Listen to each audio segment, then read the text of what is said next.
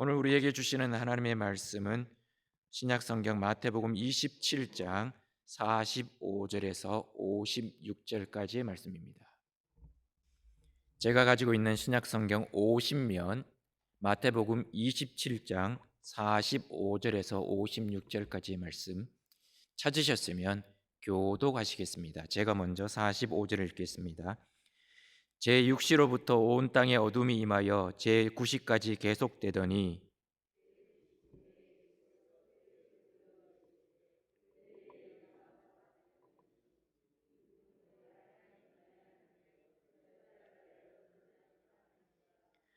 거기 섰던 자 중 어떤 이들이 듣고 이르되 이 사람이 엘리야를 부른다 하고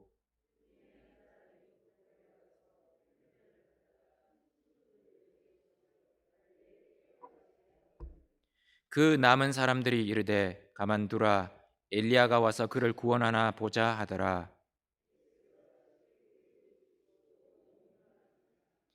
이에 성소 휘장이 위로부터 아래까지 찢어져 둘이 되고 땅이 진동하며 바위가 터지고 무덤들이 예수의 부활 후에 그들이 무덤에서 나와서 거룩한 성에 들어가 많은 사람에게 보이니라.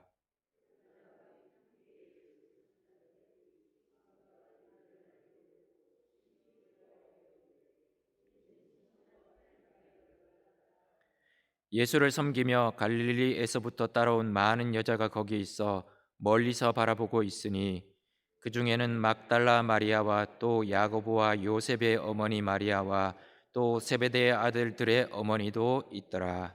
아멘. 올해 초에 사회적인 반향을 일으켰던 정인이 사건을 여러분은 아실 겁니다. 실제로 사건이 일어나는 것은 올해 초가 아니라 작년이었습니다. 작년 10월 서울특별시 양천구에서 발생한 아동학대 살인 사건이었습니다. 홀트 아동복지에서 당시 8개월의 이 아이였던 정인이를 입양을 한 양부모가 있었습니다. 이 입양한 양부모는 장기간에 걸쳐서 심하게 이 아이를 학대하다가 결국 생후 16개월 때에 죽음에 이르게 된 사건입니다. 그리고 현재 재판이 진행 중에 있는 사건입니다.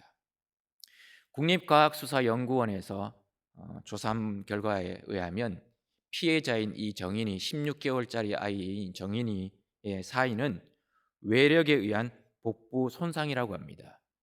그 말은 폭행에 의해서 사망했다는 것이 확실하다는 겁니다.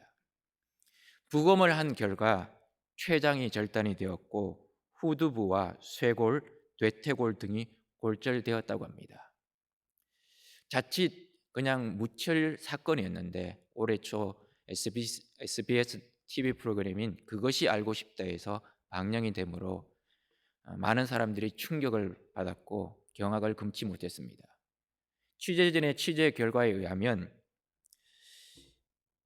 이 정인이의 사인 중에 여러 가지가 있지만 장감막 출혈과 소장 및 대장의 파열, 췌장 절단과 같은 손상은 그냥 폭행을 하거나 몇 차례 이렇게 아이를 때려서 발생할 수 있는 것이 아니라고 합니다. 교통사고처럼 급격하고 강력한 외부적인 충격이 있을 때만 그런 현상이 나타난다는 것입니다. 특별히 췌장이 절단될 정도라고 하면 이 배가 반대편에 있는 척추에 닿을 정도로 엄청난 압력이 가해질 때만이 그렇게 췌장은 절단된다고 합니다. 가해자인 이 양부모는 이렇게 이야기했습니다. 약하게 몇 대 때렸을 뿐입니다 라고 진술을 했습니다. 그러나 전문가들은 전혀 다르게 보았습니다. 그 정도의 폭행으로는 장기가 절단되거나 후두부, 쇄골 등이 골절되는 것은 불가능합니다. 아이의 골절 상태를 진단한 의사들의 말에 의하면 정상적으로 양육받은 아이에게서는 절대로 나타날 수 없는 골절 소견이었다고 합니다. 응급의학과 전문의에 의하면 이런 얘기를 했습니다. 어린이집 CCTV를 보았을 때 이미 사망 전날부터 때부터 극심한 고통으로 인해서 음식뿐만 아니라 물이나 우유를 마실 수 없게 되었고 심한 메스꺼움과 고통을 유발하는 상태였을 것입니다. 사망 전날 어린이집 교사들이 양부모에게 이렇게 요청을 했다고 합니다. 아이의 상태가 너무 안 좋습니다. 꼭 병원부터 데려가 주십시오. 그렇게 신신당부를 했다고 합니다. 그러나 양부모는 병원을 데리고 가지 않았습니다. 그리고 사망 당일날 119 구조대를 부르지도 않고 콜택시를 태워서 느긋하게 병원에 가게 되었고 결국 그날 아이는 죽게 되었습니다. 의사들은 한결같이 이렇게 이야기를 했습니다. 사망 전날이라도 병원에 왔으면 아이는 살릴 수 있었는데, 그런 얘기를 했다고 합니다. 이 사건은 사회적으로 참 많은 반향을 일으켰습니다. 3번 정도의 이 아동 학대 신고가 있었다고 합니다. 그러나 경찰은 그것을 별다르지 않게 무시를 하거나 별로 대수롭지 않게 여겼습니다.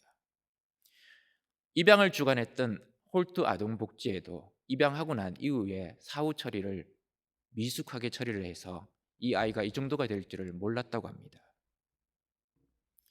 친부모로부터 버림받았던 아이가 양부모에게 입양은 되었지만 그 역시 오랜 기간 학대를 당하고 버림을 받았습니다. 3회에 걸친 아동학대 신고를 제대로 처리하지 못한 경찰, 그리고 입양을 주관했던 홀트 아동복지의 부실한 사후 관리 등이 겹쳐진 사건이었습니다. 부모로부터 버림을 받았고 경찰, 입양기관 등으로부터 사회로부터 버림받았던 아이는 16개월의 짧은 인생을 살고 이 땅을 떠나게 되었습니다. 어쩌면 이것은 우리 사회의 어두운 그늘을 보여주는 것 같습니다. 버림받았다는 것, 사실 이것만큼 우리를 힘들게 하고 아프게 하는 것이 없습니다. 버림받았다는 것은 원치 않게 사랑을 잃어버린 상태를 이야기하는 것입니다. 사랑하는 사람에게 거절을 당한다는 것은 자신의 신체 일부를 잃어버리는 것과 같은 원초적인 고통일 뿐만이 아니라 한 인간으로서의 자존감, 자기애에 심각한 손상을 입힙니다. 이것은 엄청난 트라우마가 되어서 나중에 상처가 아물어도 마음 한구석에 흉터가 남을 만큼 엄청난 영향을 끼친다고 이야기합니다. 사랑하는 성도 여러분, 십자가는 버림받음의 상징입니다. 하나님께 버림받은 것이 십자가입니다. 믿었던, 사랑했던 제자들로부터 버림받은 것이 십자가입니다. 얼마 전 예루살렘에 입성할 때 수많은 무리가 나와서 예수님을 환영했습니다. 환영하며 그렇게 환대했던 군중으로부터 버림받은 것이 십자가입니다. 정당한 법의 보호를 받지 못하고 세상 법으로부터 버림을 받았습니다. 그게 십자가입니다. 더 나아가서 모든 인간으로부터 철저히 버림받은 것이 십자가입니다. 예수님은 그 십자가를 우리 한국 시간으로 오전 9시에 지셨습니다. 매달리셨습니다. 온갖 조롱과 멸시를 다 당하셨습니다. 낮 12시가 되어서 온 땅에 어둠이 임했습니다. 그 어둠은 3시간 동안이나 계속 되었습니다. 이 어둠이 어떻게 생겼는지는 알 수는 없습니다. 분명한 것은 이 어둠 역시 하나님이 주관하신 것입니다. 이 어둠은 물리적인 것과 동시에 영적인 것입니다. 온 땅이 어두워졌다는 것은 하나님의 아들이신 메시아가 이제 죽음을 임박했다는 것을 듣고는 온 땅이, 모든 만물이 함께 그 죽음을 아파하고 있다는 것을 보여주는 상징이었습니다. 또한 이 어둠은 하나님의 진노이자 하나님의 심판을 상징하는 것이었습니다. 아모스 8장 9절에는 이렇게 이야기합니다. 주 여호와의 말씀이니라. 그날에 내가 해를 대낮에 지게 하며 백주의 땅을 캄캄하게 하며 라고 이야기합니다. 애굽에서 이스라엘 백성들이 고통당할 때 하나님은 애굽에 10가지 재앙을 내리셨습니다. 그 10가지 재앙 중에 9번째 재앙이 흑암의 재앙이었습니다. 온 애굽 땅을 어둠을 덮게 만드셨습니다. 그 어둠이 지금 예수님이 십자가에 달린 그 상태에 그 땅에 임하게 되었던 겁니다. 그리고 한국 시간으로 오후 3시가 되자 예수님이 크게 소리 지르셨습니다. 엘리 엘리 라마 사박다니, 나의 하나님 어찌하여 나를 버리셨나이까 라고 소리 지르셨습니다. 복음서를 보면 예수님이 6시간 동안 십자가에 매달려 계셨습니다. 그 시간 동안 정말 힘들게 한마디 한마디 하신 것을 다 기록하는 것이 가상칠언이라고 합니다. 예수님이 7마디를 하셨다라고 이야기합니다. 그런데 유독 이 마태복음에는 그 7마디 다른 걸 기록하지 않고 4번째 말씀이셨던 이 엘리 엘리 라마 사박다니만 기록하고 있습니다. 왜 마태는 7마디를 다 기록하지 않고 4번째 말씀인 엘리 엘리 라마 사박다니만 기록했을까요? 도대체 이것은 어떤 의미가 있기에 마태는 이것만을 기록했을까요? 오늘 2가지로 한번 생각해 보고자 합니다. 예수님의 그 절규는 우리를 살리기 위해서 당할 수 있는 모든 고통의 밑바닥까지 내려가신 것을 말씀하는 겁니다. 하나님께로부터 버림받기까지 하는 그 고통까지도 겪으셨음을 이야기하는 것입니다. 예수님은 십자가에서 6시간 동안 육체적인 고통을 당하셨습니다. 십자가 처형이 육체에 미치는 영향이라는 논문을 썼던 리터라는 의사의 글에 이렇게 기록이 되어 있습니다. 못이 손바닥을 뚫고 들어가게 되면 그 부분은 신경이 예민하기 때문에 움직일 때마다 극심한 통증을 일으킨다. 못으로 인한 상처와 매질로 입은 부상은 곧 염증을 일으키며 탈저, 손과 발이 썩는 병에 걸리게 한다. 신체의 자세 자체가 피순환을 방해하며 고통을 유발한다. 십자가 처형의 고통은 일종의 가장 극심한 고문으로 오랫동안 괴로움을 주는 것이며 시간이 흐를수록 점차 매 순간마다 통증이 증가되는 것이다. 게다가 희생자를 괴롭히기 시작하는 것은 타는 듯한 갈증이 뒤따르게 된다는 사실이다. 많은 의학자들의 이야기를 들어보면 예수님의 십자가 그 고통이 얼마나 처절하고 아픈 것이었는지, 보통 우리는 산모가 출산할 때 겪는 그 고통을 세상에서 가장 큰 고통이다라고 이야기하지만 그 몇십 배, 몇백 배의 고통을 예수님은 6시간 동안 경험하셨다라고 이야기를 합니다. 예수님이 육체적인 고통만 견디신 것이 아니었습니다. 정신적인 고통도 겪으셨습니다. 옷을 모두 벌거벗긴 상태에서 십자가에 매달렸습니다. 간혹 예수님에 관련된 영화에 보면 그래도 대충 이렇게 옷을 가려서 십자가에 매달렸는데 실제로는 그것이 아니었습니다. 예수님의 마지막 속옷이라고 할 수 있는 세마포까지도 다 찢었습니다. 33살의 남자 청년이 완전히 발가벗긴 상태로서 십자가에 매달렸습니다. 수많은 군중 앞에서 알몸이 된 채로 십자가에 매달렸습니다. 수치심을 있는 그대로 다 느끼셨던 겁니다. 악한 죄수라는 오명을 뒤집어쓰고 십자가에 매달리셨습니다. 빌라도는 강도 2명과 함께 예수님을 십자가에 매달았습니다. 그것도 한가운데 매달았습니다. 그것은 예수 그리스도가 이 강도들의 우두머리 역할이다라는 것을 상징적으로 보여주는 것이었습니다. 죄수라는 오명을 뒤집어쓰고 십자가에 매달렸습니다. 그리고 온갖 조롱과 멸시를 다 겪으셨습니다. 그 십자가 밑을 지나가는 사람들이 예수님을 향해서 외쳤습니다. 네가 진짜 하나님의 아들이냐? 그러면 그 십자가에서 내려와 봐라. 그러면 믿겠다. 그렇게 조롱하며 희롱하며 지나갔습니다. 그렇게 예수님을 조롱하던 사람들은 바로 일주일 전 예수님이 예루살렘을 입성하실 때 호산나 하면서 예수님을 열렬히 환영했던 사람들이었습니다. 그 중에는 얼굴을 알고 있는 사람도 있었습니다. 눈을 부릅뜨고 십자가에 매달린 예수를 향해서 네가 하나님의 아들이야? 그럼 빨리 내려와봐.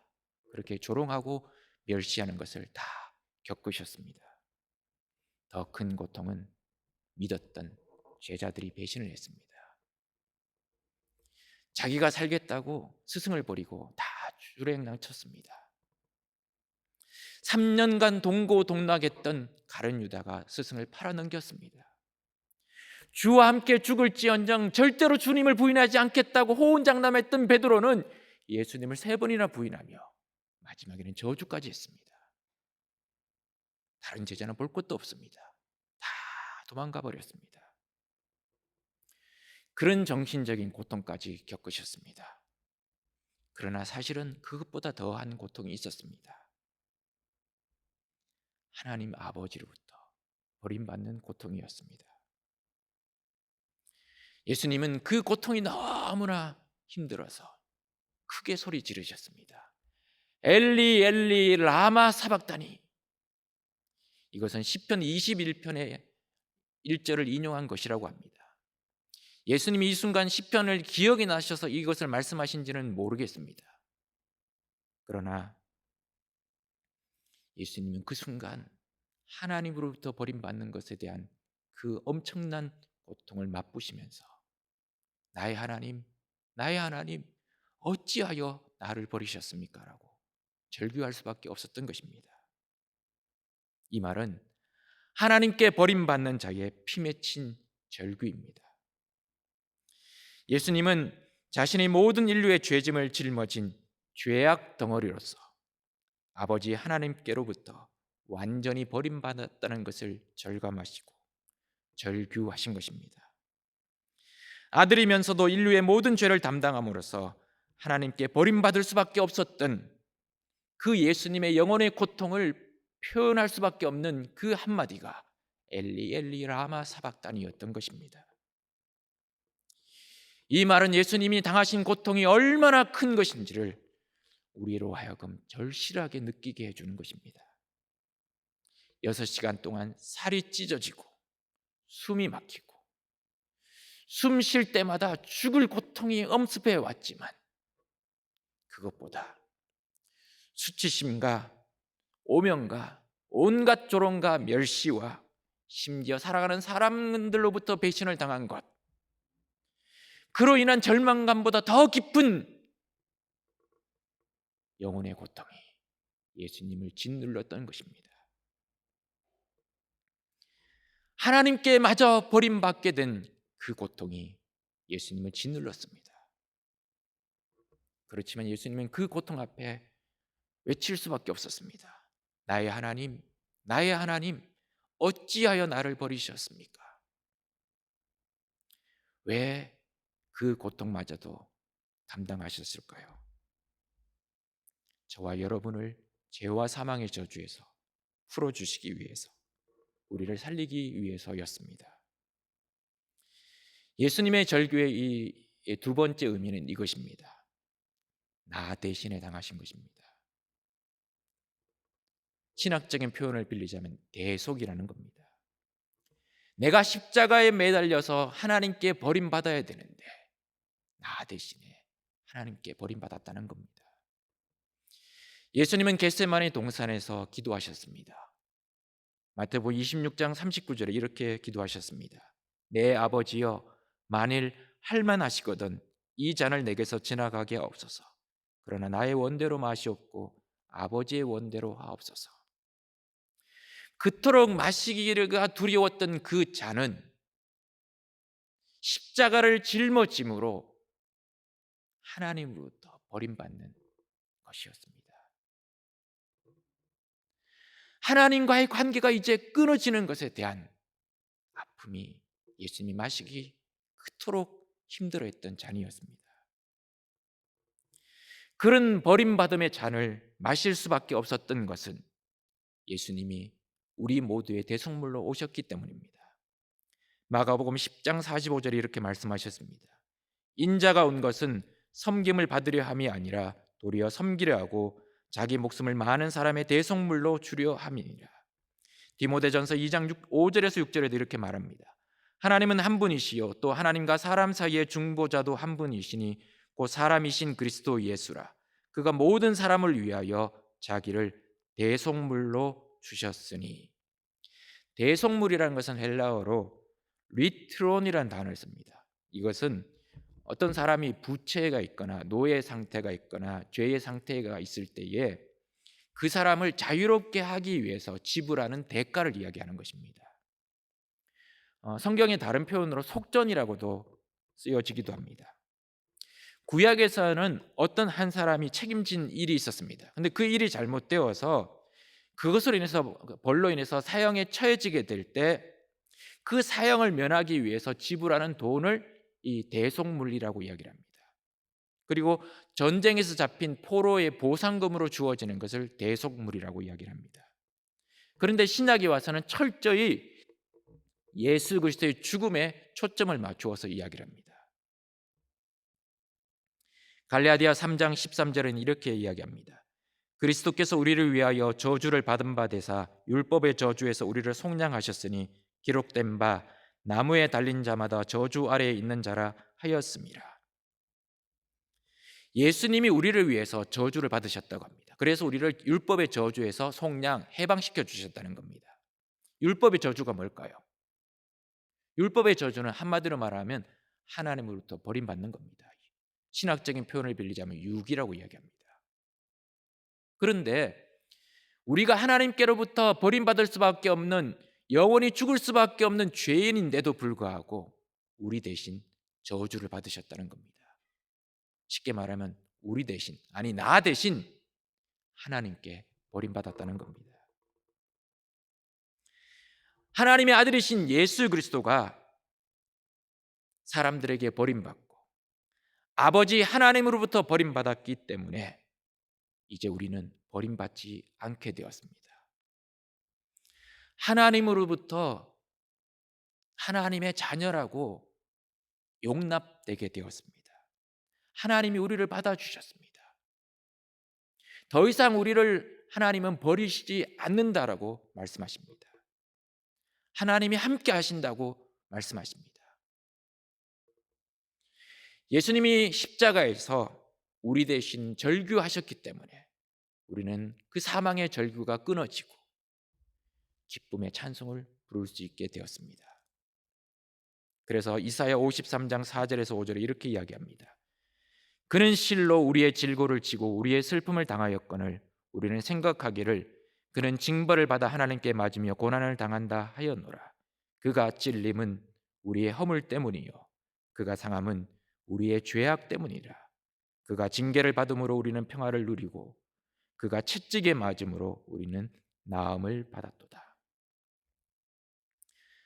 2003년에 제작된 체코 영화 모스트라는 영화가 있습니다.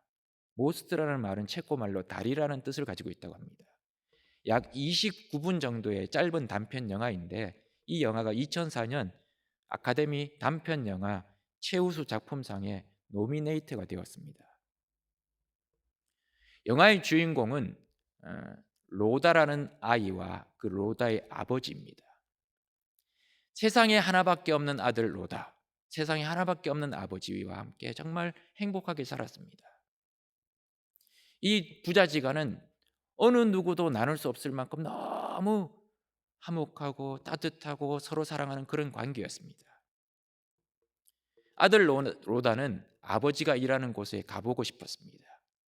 아버지는 부산에 가면 영도대교와 같은 그런 가동교, 다리 중간에 이렇게 배가 지나가면 다리를 들어 올려서 배가 지나가게 하고 배가 지나가면 다리를 내리는 그런 다리에 다리를 올렸다 내렸다는 그것을 조작하는 그런 사람으로 일하는 사람이었습니다.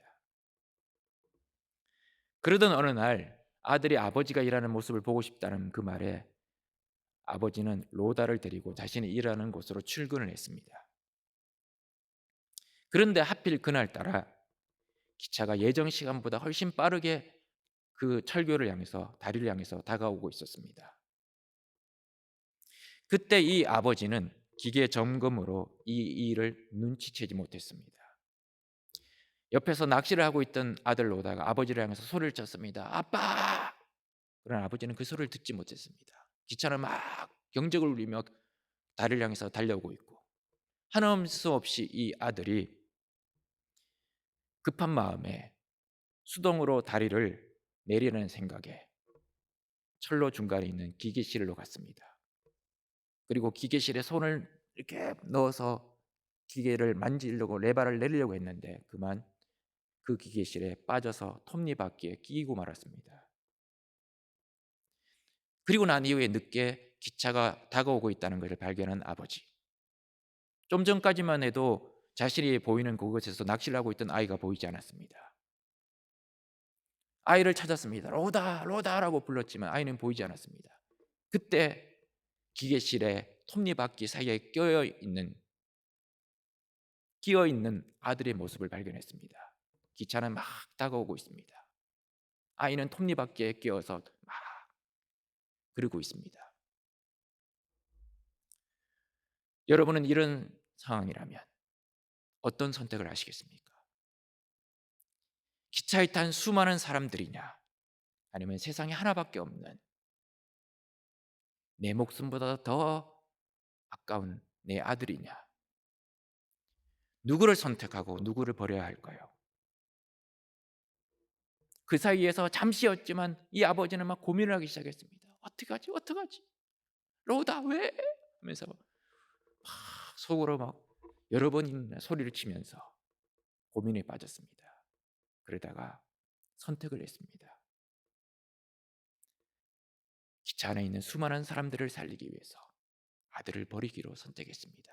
그리고는 기계실의 레바를 내렸습니다. 그리고 동시에 기계실 톱니바퀴에 끼어있는 아들을 향해서 달리기 시작을 했습니다. 영화의 백미는 사실 그 다음 장면입니다. 기차 안에는 정말 다양한 사람들이 있었습니다. 사랑을 나누는 사람들이 있었고, 실현당한 남자도 있었고, 자신의 일터로 돌아가는 남자도 있었고, 친구들과 즐거운 한때를 보내는 사람들이 있었고, 외모를 가꾸는 여자들도 있었습니다. 그러나 그들 중 어느 누구도 자신들이 죽을 뻔했다는 것을 아무도 몰랐습니다. 그 중에 어떤 한 여자가 기차간 화장실에서 마약을 주사하려고 하고 있었습니다. 그러다가 그 철교 중앙에서 아들의 시신을 안고 절규하고 있는 아버지를 보게 되었습니다. 아버지와 눈이 마주쳤습니다. 그러면서 이 여인이 속으로 생각했습니다. 저 남자에게 무슨 일이 있었던 걸까? 아니면 나에게 무슨 일이 있었던 것일까? 달리는 기차 안의 사람들의 무심한 표정, 방금 무슨 일이 일어난지 모르는 사람들의 모습과 기차 안 사람들과 자신의 아들의 목숨을 맞바꾸었던, 그런 선택을 할 수밖에 없었던, 그래서 오열할 수밖에 없는 아버지의 모습이 이렇게 교차되면서 많은 생각을 하게 했습니다. 이 영화의 클라이막스는 그 다음 장면에 나옵니다. 그때 기차간에서 마약을 투여하려고 했던 그 여인이 그 장면을 보고 무슨 생각이었는지 모르지만 마약을 이제 끊었습니다. 그리고 몇 년이 지나고 길거리에서 그 여인이 자신이 낳은 아이를 안고 길을 걸어가고 있었습니다. 그때 길 건너편에 로다의 아버지가 있었습니다. 그 여인의 아이는 로다의 아버지를 향해서 손을 흔들고 미소를 보내주었습니다. 로다의 아버지는 그 아이의 미소를 바라보면서 흐뭇하게 웃으면서 양손을 벌려서 하늘을 향해서 손을 벌렸습니다. 그리고는 영화가 엔딩이 되었습니다. 하나님은 저와 여러분을 살리기 위해서 하나밖에 없는 아들을 버리셨습니다. 그리고 그 아들 역시 그 버림받음을 너무나 잘 알고 하나님을 향해서, 아버지를 향해서 외쳤습니다. 나의 하나님, 나의 하나님, 어찌하여 나를 버리셨습니까? 아들을 버리시기까지 우리를 사랑하신 그 하나님의 사랑, 어찌 다 말할 수 있겠습니까? 어찌 다 표현할 수 있겠습니까? 예수님의 십자가 사건을 가장 잘 표현했다고 하는 영화가 패션 오브 크라이스트입니다. 그 영화에 보면 예수님이 십자가에서 이제 운명하시고 난 다음에 막 하늘에 먹구름이 막 몰려옵니다. 그러다가 그 먹구름 가운데 큰 물방울 하나가 딱 형성이 됩니다. 그리고 그 물방울이 하늘로부터 예수님이 십자가에 달리신 그 골고다 언덕을 향해서 확 떨어집니다. 그리고 골고다 언덕의 그 바닥에 쿵 하면서 물방울이 떨어집니다. 그리고 그 이후에 세찬 빗줄기가 내리기 시작합니다. 저는 그 장면을 볼 때마다 늘 생각했습니다. 저 물방울이 아들을 버리시면서까지 아들을 버릴 수밖에 없었던, 그 길을 선택할 수밖에 없었던, 나를 살리기 위해서 그 길을 선택할 수밖에 없었던 하나님 아버지의 눈물이 아닐까 생각을 수없이 했었습니다. 예수님이 십자가에서 절구하셨습니다. 나의 하나님, 나의 하나님, 어찌하여 나를 버리셨나이까? 그 절규는 나를 살리기 위한 절규였습니다. 이사야 53장 6절에서 7절이 이렇게 이야기합니다. 우리는 다 양 같아서 그릇 행하여 각기 제 길로 갔거늘 여호와께서는 우리 모두의 죄악을 그에게 담당시키셨도다. 그가 곤욕을 당하여 괴로울 때에도 그의 입을 열지 아니하였으며 마치 도수장으로 끌려가는 어린 양과 털 깎는 자 앞에서 잠잠한 양같이 그의 입을 열지 아니하였도다. 예수님은 육체적인 고통을 당하셨습니다. 정신적인 고통도 너무 견디기 힘든 것이었습니다. 그러나 더 큰 고통은 하나님께 버림받는 것이었습니다. 그 하나님께 버림받지 않으면 하나님께 버림받은 수많은 영혼을 살릴 수 없었기 때문에 그 길을 선택하셨던 것입니다. 그리고 그 길을 통해서 하나님이 저와 여러분을 얼마나 사랑하는지를 보여주셨던 것입니다. 이 고난주간이 그 주님의 절규를 기억하고 주님의 그 아픔을 기억하고 고통을 기억함으로 그 은혜에 감사하는 절기가 되어야 될 줄 믿습니다. 하늘에 계신 우리 아버지여, 이름이 거룩히 여김을 받으시오며 나라의 임하옵시며 뜻이 하늘에서 이루어진 것 같이 땅에서도 이루어지이다. 오늘날 우리에게 일용할 양식을 주옵시고 우리가 우리에게 죄 지은 자를 사하여 준 것 같이 우리 죄를 사하여 주옵시고 우리를 시험에 들게 하지 마옵시고 다만 악에서 구하옵소서. 대개 나라와 권세와 영광이 아버지께 영원히 있사옵나이다. 아멘.